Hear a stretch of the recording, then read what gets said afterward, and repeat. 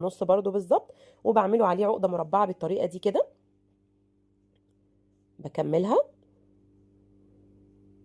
وبعد كده بعدلها للوش ده بحيث ان هي تبقى مظبوطه. لو عايزه طيب اعملها للوش ده على طول، بعمل الفتله اللي انا بعملها دي من ورا مش من قدام. تمام. بعد كده بعمل اكتر طبعا من حلقه زي دي كده، وبدخلها ببعض. باخد 2 خيط من العقده المربعه دي و2 خيط من العقده المربعه التانية، وبعملهم مع بعض عقده مربعه. بعد كده هعمل كمان عقده مربعه تحتها، لان الديزاين ده بنعمل 2 عقده مربعه فوق بعض. تمام. انا استخدمت في الستاره خيط كوردون حاشو 3 مللي. انا جدا بحب النوع ده في الستاير، هو او المارشميلو. تمام. هم افضل نوعين بصراحه، بيدوا نتيجه حلوه جدا للعقد، وفي وكمان مميز جدا في غسيله بصراحه، مش بيتغير ولا بيتاثر.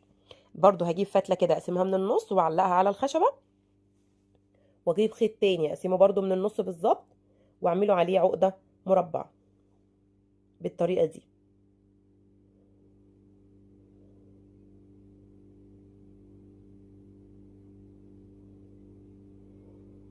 بعد كده بعدلها للوش التاني كده، بحيث ان هي تبقى مظبوطه العقده المربعه معايا. بعد كده برضو بدخلها، باخد 2 خيط من اليمين و2 خيط من الشمال، وبدمجها تاني مع باقي الستاره عشان اقدر اكون حلقات كتير.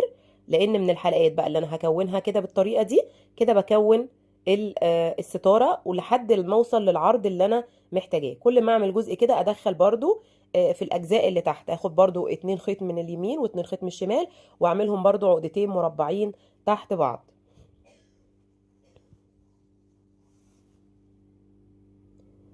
هاخد برضو من هنا 2 خيط من اليمين و2 خيط من الشمال، واعملهم برضو 2 عقدة مربعة تحت بعض.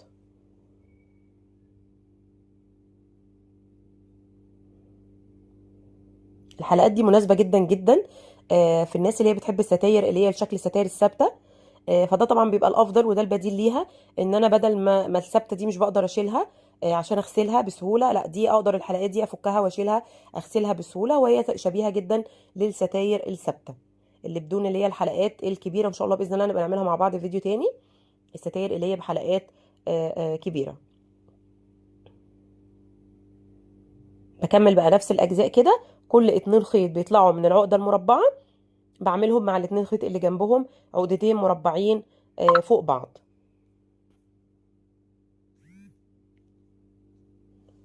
تمام.